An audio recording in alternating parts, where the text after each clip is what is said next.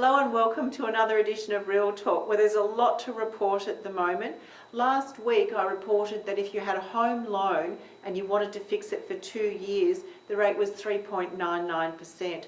A week ago, to fix it for 3 years was 3.88%. This morning the rate went up to, for 3 years, it's gone up to 4.1%. Now, I'm not going to make any great predictions, but this is the first telltale sign that the institutions believe that the rates are actually going to be higher in 3 years' time. So I just want to say to everybody, if you have a home loan, take advantage of this time now. Be paying off as much as you possibly can. Money will probably never be this cheap again, or certainly it's not going to be this cheap for much longer. So take advantage of it. Interestingly enough, the clearance rate, we had 730 homes approximately on the weekend go to auction, and 68.9%. So we're still hovering around the 70%. So my predictions in that sense are that the market will continue strong in the home owner market.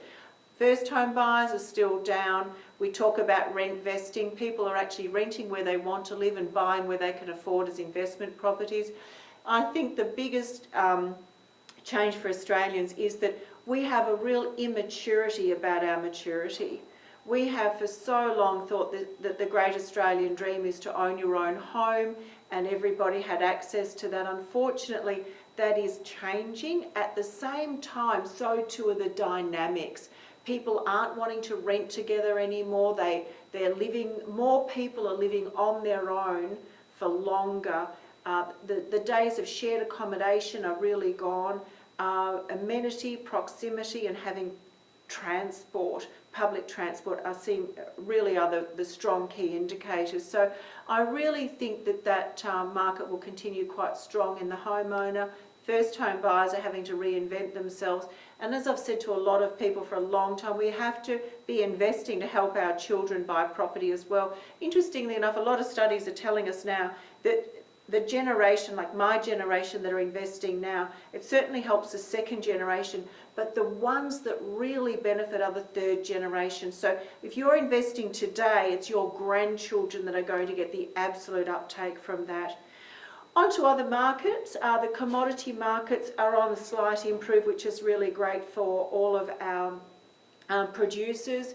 We've got the stock market is down 1% at the moment, but the banks are still slightly up from their positive reporting. Mining is down, except of course Fortescue, who came in and carved their expenses to the bone. They've actually reduced their operating costs by 50%, so their share price is up 10% at the moment. So it's good to see companies, Australian companies, reinventing themselves to meet the market, which is absolutely brilliant.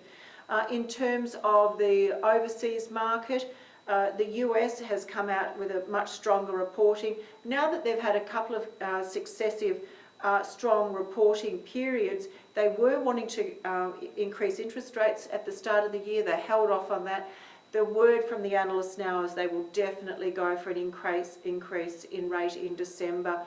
China's up, which is really great. Of course, all of the languishing economies in the European Union are very quiet at the moment. So I think internationally we can see a real change of a lot of policies that are being implemented are actually coming to fruition now. And on the local market here, of course, the investor market is under fire with a lot of Asians exiting. My predictions are that the English market will grow, and we're seeing some amazingly strong reporting coming out of the UK at the moment. I think I was quite scathing about some of the very negative reports about the Brexit. Of course, everyone's an expert at the time, and all the doom and gloom, but the reports are amazing. They're actually really gaining momentum. Their property market's doing well. Their economy is actually showing signs of real recovery. So, you know, once again, we move on from all of these things. Now, in closing my report, last time I did my Real Talk, I benchmarked I benchmarked South Yarra with Brunswick. This week I'm going to talk to you about the difference between Fitzroy and St Kilda. Now, for those of you who know I live in St Kilda, I love St Kilda. Medium house price in St Kilda at the moment, and bear in mind East St Kilda and St Kilda proper are quite different in terms of Nepean Highway dividing them, but currently medium house price is $1 million in St Kilda. Medium house price in Fitzroy is 1.360. So if you look at the two suburbs, you'd think that they would be quite comparable, and with the beach in St Kilda and the amenity, the proximity, but it's actually Fitzroy that's really overperforming.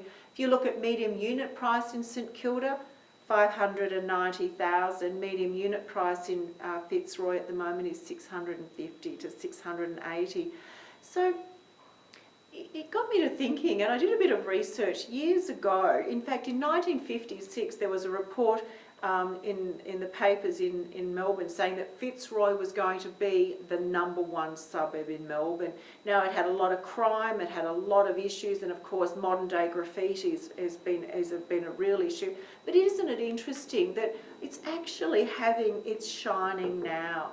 You know, 60 years later, 70 years later, it's actually really shining. So our demographics are changing, the way we finance things are changing, the way we feel about property is changing, and I really think that it's a time for us to step into the next demographic and understand where we're really heading on the real estate front.